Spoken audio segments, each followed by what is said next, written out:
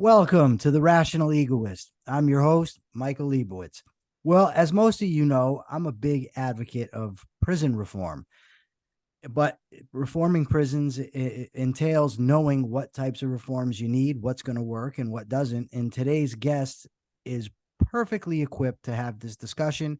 She is a professor in the Department of Criminal Justice at John Jay College, and she is also the co-author of What Works and What Doesn't in Reducing Recidivism. Professor Deborah Koetzle, welcome to the show. Welcome back to the show, I should say. Thank you. And thanks for having me again. I'm excited to talk.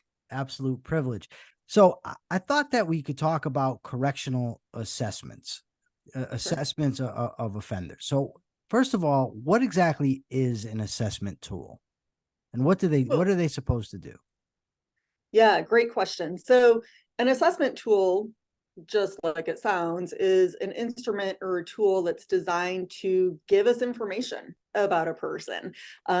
We all make assessments every day in our life, right? About various things that we're considering, which way should I go to work today? Perhaps there's a mental calculation going on. When we talk about assessment within correctional settings, and particularly sort of best practice around assessment, we're specifically talking about the use of a standardized, validated tool that helps us to predict, oftentimes, the likelihood of recidivism. Would sort of be the basic tool that we focus on. Now, such tools, assessment tools, are administered at least at 2 points in incarceration, right? They're administered upon entry to assess what programs that the offender needs, what would best suit him or her. And then they're administered when a person's getting close to release, say parole, so that we can assess the probability that that person is actually going to be effective and responsible out in the free world, right? Right. So theoretically, yes. Right. From talking. Ideally, an assessment, or what we would call a risk need assessment, would be conducted prior to making decisions about the types of services that we're providing to someone, right? So on the front end, as someone's entering into prison, where should they be? And part of that is going to be based on their risk and needs. Part of that, a lot of institutions have security assessments as well. And so that might also drive some of that decision making. We then want to make sure that we do an assessment on the back end, to your point, to sort of identify what is it that this person needs as they move back into the community. How do we help them?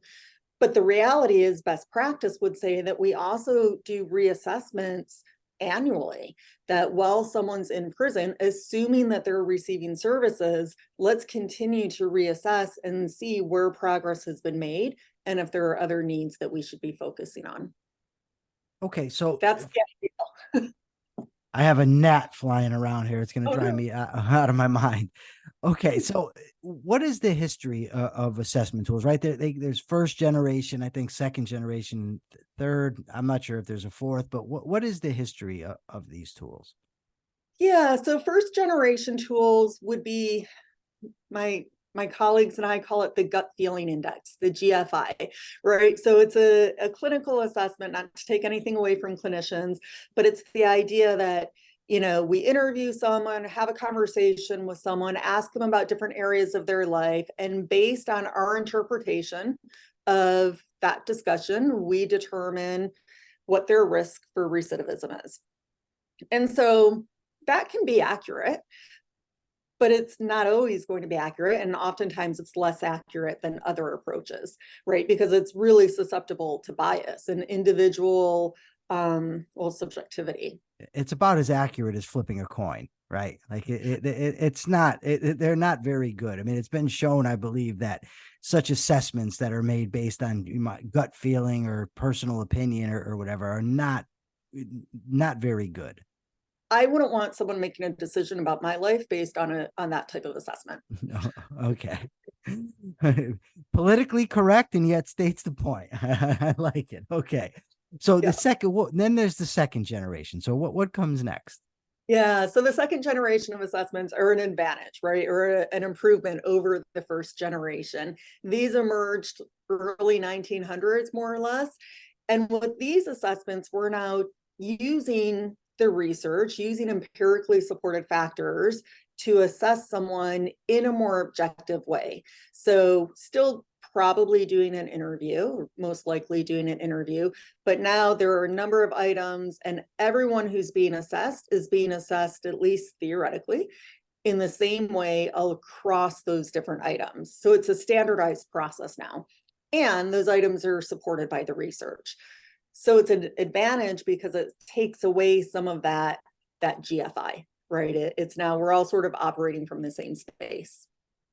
Okay. And how many generations are there? I can't remember if there's 3 or 4. I'm not really sure. So I would say 4. I sometimes hear a reference to 5, but I'm not quite sure what 5 is. But I think 4 is safe to say. All right. So when we get to third generation, what are we working with? Yeah. So the downside of the second generation, they were, again, gave us a standardized assessment, much more objective. The downside of it is that those tools were only based on what we call static risk factors. So things that are predictive of recidivism, related to recidivism, but can't be changed, right? So how old was someone the first time they were arrested? Have they ever had a violent offense? If it's happened, it's happened. We can't change it. Right. Third generation assessments include static risk factors, but they also include what we call dynamic risk factors. And dynamic risk factors are those criminogenic needs, right? They're things that relate to recidivism, but that we can change.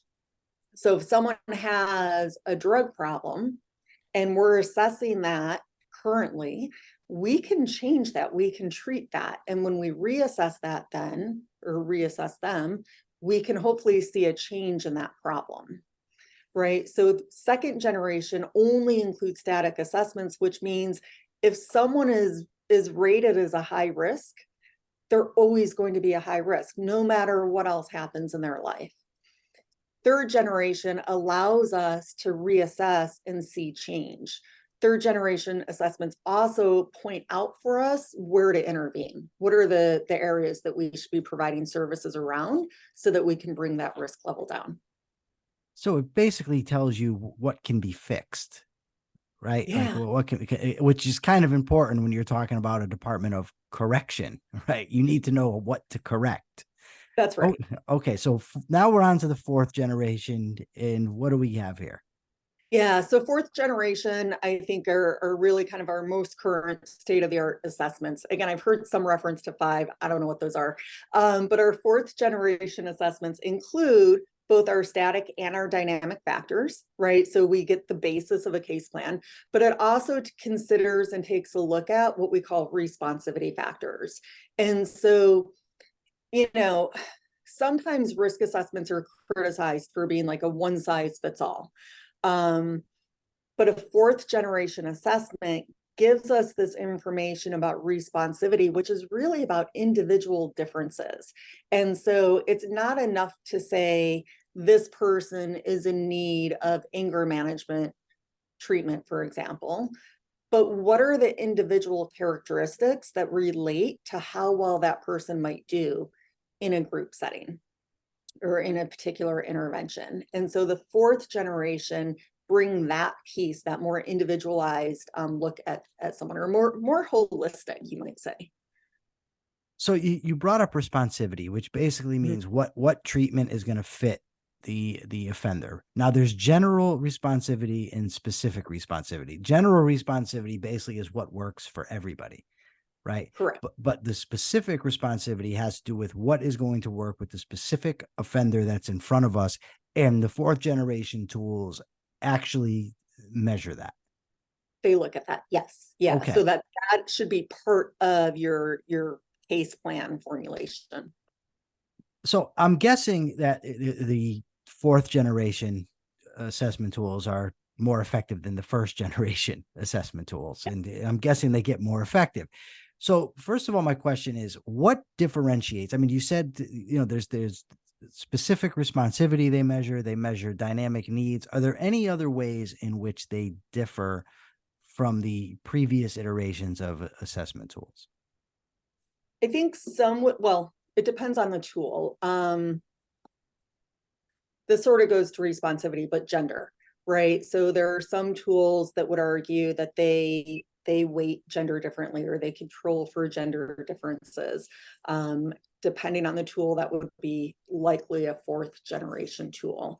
I think the main difference between the third and the fourth is really this inclusion of responsivity. Now, in Connecticut, we have what's called the TPAI, and I don't remember what it stands for, but I do know that they only measure static factors. Mm-hmm. And they say, you know, in their, I don't know what it's called, but in their mission statement or their game plan, whatever it's called, that these are very effective at predicting recidivism. And they took it from, I believe, someplace in Pennsylvania that originated this. But what they don't say in there is that by not including dynamic factors, you're not able to properly assess somebody for the type of programming they need, and you can't place somebody in those programs. They don't mention that, but yet they get away with here in Connecticut with claiming that they're doing an evidence-based sort of approach toward offender correction. But if it's only measuring static factors, it's not the best, right? That's basically what I want to know. Yeah, I think what you want is a connection between your goal and the type of tool that you're using. So if you are simply concerned about static risk, you're not even going to pretend that you're doing any type of intervention, you just really want to think about placement, then static risk is what it is, right? Or if you're a place that doesn't have any services, okay, use a static risk assessment. You're going to get still a good prediction. But if you want to help people change, right? If you want to provide intervention, if you want to help people improve their lives, then you need a third or fourth generation tool. Okay. So for my first, I'm going to break this next question. It's going to be two parts. First, how effective are fourth generation tools? I'm assuming, let me put a concrete to this. Level of service inventory. That's a fourth generation tool, right? The level of it's MF something, right? MHS, yeah, it's the LSCMI. Okay. And yeah, it's fourth generation, and I do a lot of work with them. Okay. Disclosure. How effective is this tool, one, at getting the proper treatment to an offender, and two, at predicting recidivism? All right. So it has been validated, right? It has predictive validity, which means that if someone is rated as high risk, they have a higher likelihood of reoffending, right? So that's your second question. I'm answering first. I'm going to cough for 1 second. I'm sorry. It's okay. I went through an episode where I had a complete coughing fit, couldn't stop. And that's why ever since then, I bring my water, because it was a disaster for me. Yeah, I don't know what's going on. Allergies. Oh my God, they're killing me. Yeah, they're bad. It's anyway, horrible. So yeah, the LSCMI, it's a validated tool. There's ample research to say it does what it sets out to do. What does it stand for? LSTMI. The level of service case management inventory. Okay. Yeah. Okay. So it's CMI, level of service CMI. Okay. That's right. LSCMI is the acronym. So valid. Completely valid. Or has ample evidence around it. Your first question, though, how well does it do at getting people the intervention they need? Right? It's just a tool. So what the assessment does is it provides a roadmap for a case manager, for an officer, for whoever is in charge of creating treatment plans and case plans. It gives sort of the answers to that person, right? But you still need a person to utilize the results of the assessment and create a case plan that's based on that assessment. I think that's where the disconnect is a lot of times in correctional work. Yeah, so they'll give somebody this assessment. Say I come in and they give me this tool and they say this is what you're needed, the various programs. But then we have multiple problems. One, do they even have the programs? Two, are they even implemented properly if they do have them? Because they could have the best programming in the world, and if it's not implemented properly, then it's not going to work. So those are some of the known challenges. So suppose let's just assume, and it's a big assumption, believe me, I know, that everything's lined up right. They've got the programming is implemented correctly. They're keeping track of offenders correctly. And now they give an offender this level of service. I forget what it is already. See the LSTMI. right? They give The them that. assessment. How effective would it be at this point at predicting recidivism? So again, it will remain valid. I want to just point out one thing, because I think this is a misconception or a misperception sometimes about assessments. If we assess someone on the LSCMI and we assess them as high risk, it's saying that that person has a greater likelihood of reoffending versus someone else, right? But it doesn't say for sure. Like we're not that good at prediction. It's not going to say this person will reoffend. It's just a probability, right? It's just a likelihood. So we can have someone that we assess as low risk. Some of those people assessed at low risk are still going to reoffend, but the odds are against it. And so I just want to point that out, because I think a lot of times people hear, risk assessment and high risk and low risk, and they think that it's deterministic. It's not. They're I just mean, no, predicting human behavior is inherently right. risky. But That's I guess what I'm asking is, if you have, say, a parole board, and you have, me, I go before the parole board, and the parole board is either going to have me up there just talking, and they can look at random programming I've taken and correctional people saying things about me, whatever, or you have the level of service, the CMI there. What is going to be more accurate, I guess, at predicting who is going to be successful on parole or successful at integration into the community? So I would want to see a parole board using the results of an assessment to help guide their decisions, right? It's not a one-off. It's not just the assessment, but it's the totality of the information. Think about the assessment as diagnostic results, right? If you go to the doctor, you're not feeling well, they're going to take a number of different measures to sort of assess or determine what's going on with you. The risk assessment is one tool that should be used to guide decision making. Okay, but so it definitely should be used, which brings me to my next question. Absolutely. How widespread are the fourth generation assessment tools in correctional systems throughout the country, and the federal system for that matter?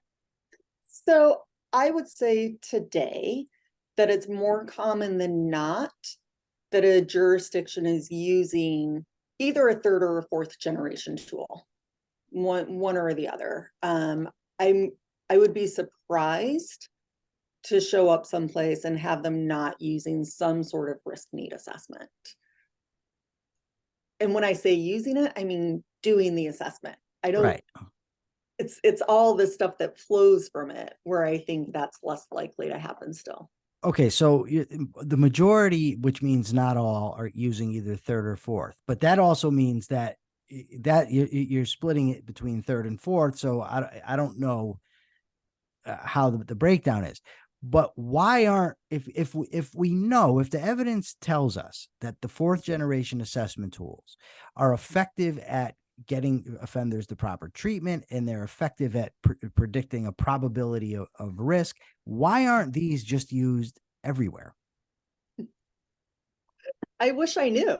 So let me say, in terms of accuracy or validity, I don't know that there is any research to say that a fourth generation is better than a third generation. Okay. In terms of assessment of risk, it's when you get to the case planning piece, Okay. right? Because the fourth generation is going to include the responsivity issues, and that's going to allow you to make a more detailed, more individualized, more meaningful case plan.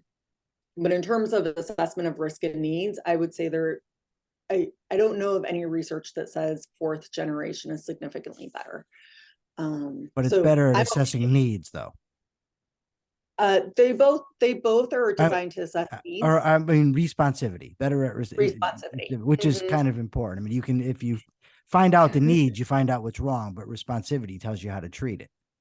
It is. You could use other tools to assess responsivity. I'm not saying they're doing that, but you could do that. Are there other fourth generation tools other than the LSCMI? Yeah, the compass is considered a fourth generation tool. The ORAS is considered fourth generation. So the ORAS is the Ohio Risk Assessment System, coming out of the University of Cincinnati. The PICRA, I think I should know this, I think is fourth generation. The PICRA is used at the federal level. So it's pretty, it's much more standard now than it was. All right. I want to kind of, I don't know if backing up would be the right word, but or the right phrase. I want to address a little something different. So Okay. we talked about the programming. So general responsivity, right? What I want to get into kind of general and specific responsivity. Okay. General responsivity means what should be used with everybody, basically, right? What the broadly speaking, what offenders should be exposed to or be treated with. Yeah, so general responsivity would say that generally speaking, people are most responsive to behaviorally based approach to treatment, right? So that's when we talk about CBT or behavioral programs being more effective. That's general responsivity. What is the treatment approach that we should use that people are most likely to be successful with? Okay, so how does that work?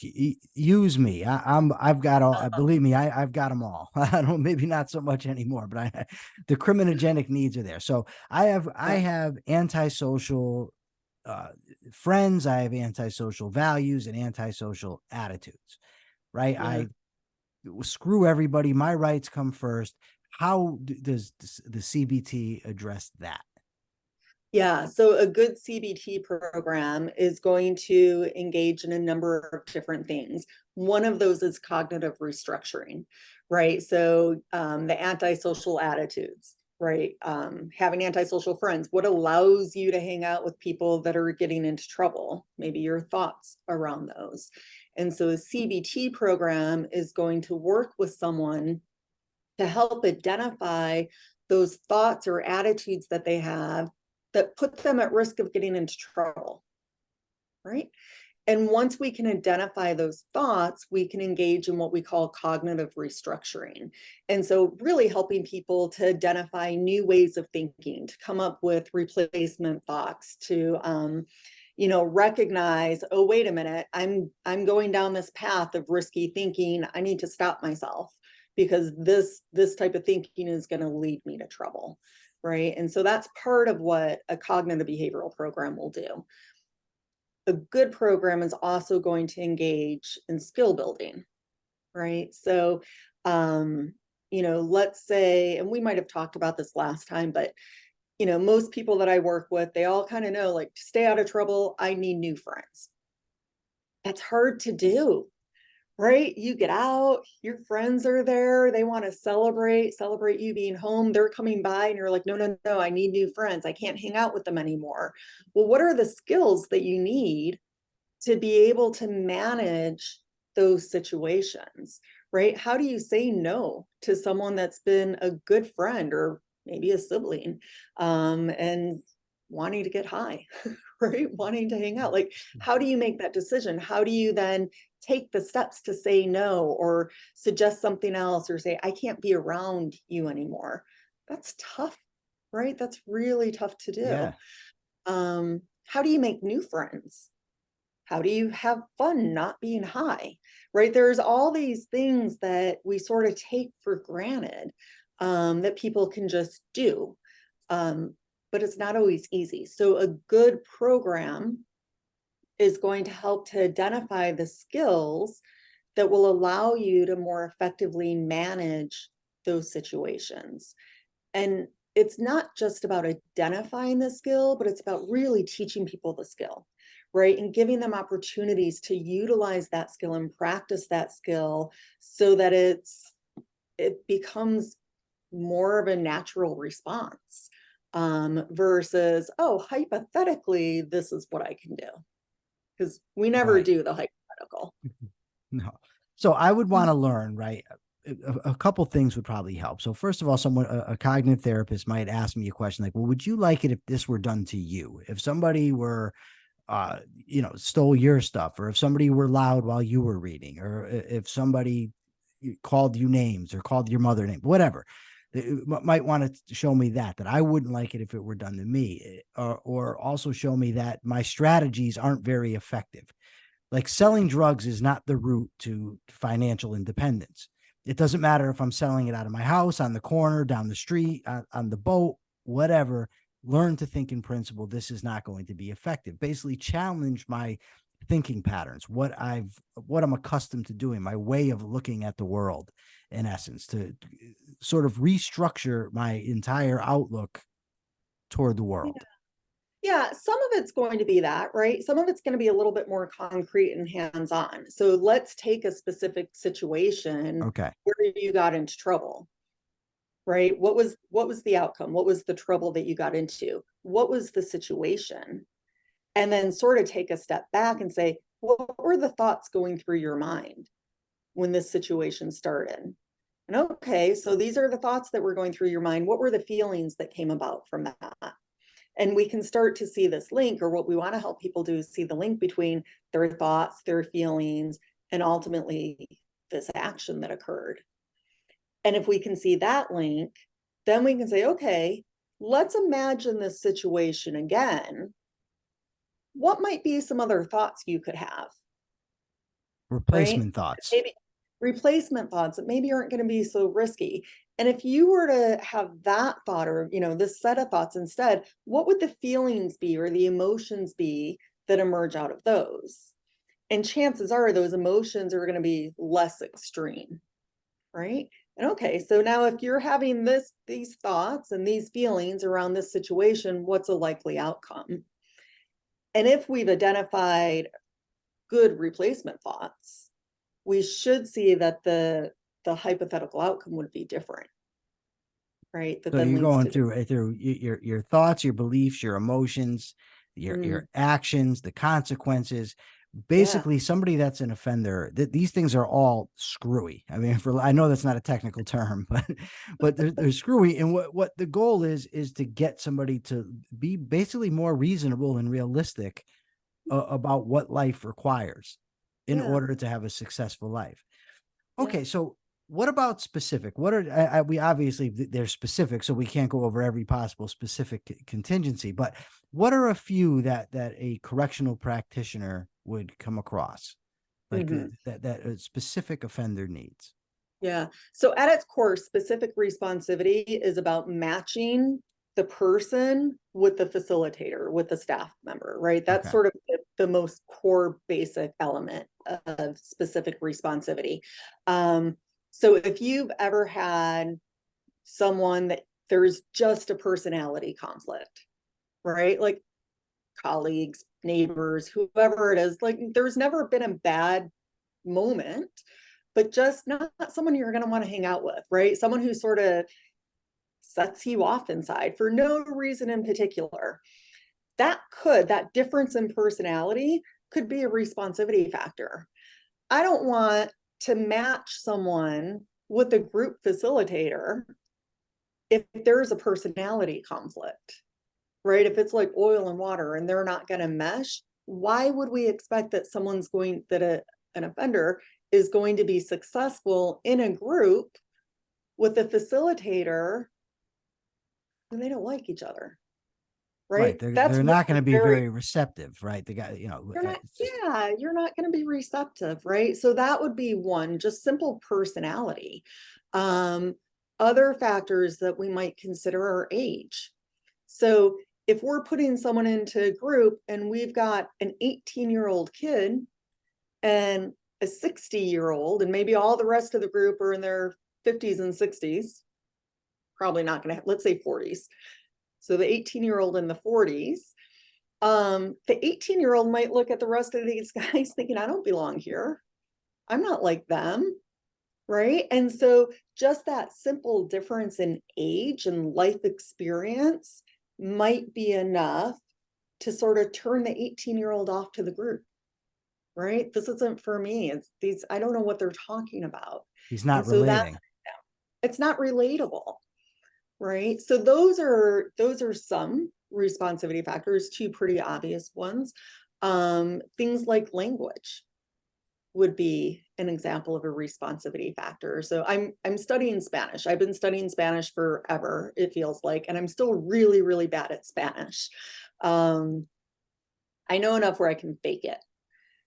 But if I got into trouble and I was assessed and put into a treatment group that I needed, and that group was all in Spanish, I would know enough to fake it, right? To laugh, to nod along. I could manage to do my homework or any group activities, but I wouldn't actually be internalizing anything because it would all be above me, right? It would all feel a little bit superficial and I'm not quite sure that I got this or not. And I'd be so worried about paying attention to the language and making sure that I'm following along that I'd likely miss the actual meaning and value of the group, right? So some pretty basic things that can have a big impact on how someone does in a group setting or not.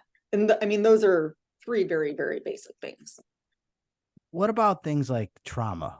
If somebody has dealt with specific trauma or has specific issues, maybe I don't know, ADHD or OCD, some of these mental problems, would that affect their specific responsivity? Absolutely, that would be considered, could be considered specific responsivity. So with specific responsivity, we're especially looking for how will this impact someone's ability to be successful within the treatment intervention, right? Our goal is to get them to be successful. And if this is going to work against them, then we need to address it. So I say mental health responsivity factor. If we have people that are struggling to function, right? That they have maybe severe mental health issues, we probably don't want to do a cognitive behavioral group. We probably just want to focus on behavioral approaches because the cognitive piece might be too abstract, right? So that would be an example. Or we would say, we're going to have a group designed for people with this common responsivity factor, right? I'm not going to take one individual and put them into a group with a bunch of people that don't have sort of the same challenges. So trauma, I would argue, so a lot of places will have the trauma-informed group, right? We have this group for trauma. And fine, there are groups that are designed to work through that, address that as they should.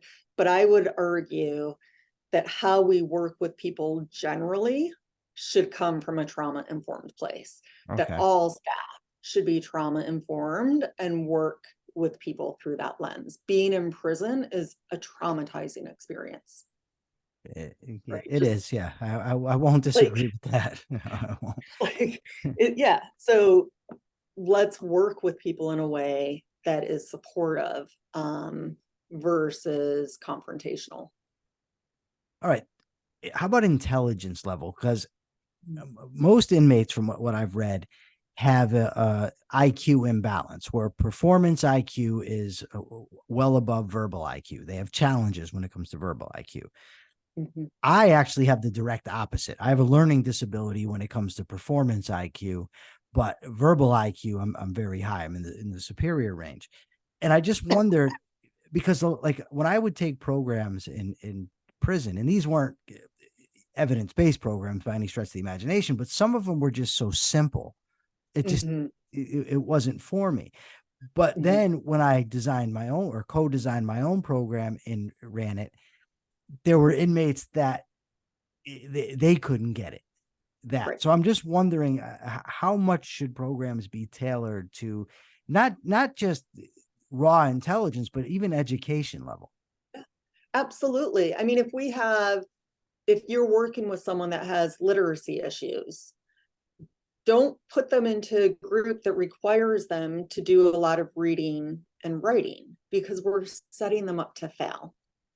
And so when we think about responsivity, think about it as barriers, right? Maybe that's the simplest way. What are the factors that are going to keep someone from being successful in this intervention? And is it IQ? Is it motivation? Is it age? Is it, language, literacy? What is it? Or what are those factors? And let's address those factors so that they can be successful, right? When people fail, we just sort of put it on them. I hate that. Yeah, I hate we that. do it all the time, right? Like, oh, it's I your do. fault. I do. It's like, Especially okay, with criminal offenders, because I don't think there's a bigger believer in personal responsibility than me. I think offenders are always and everywhere responsible for their own behavior.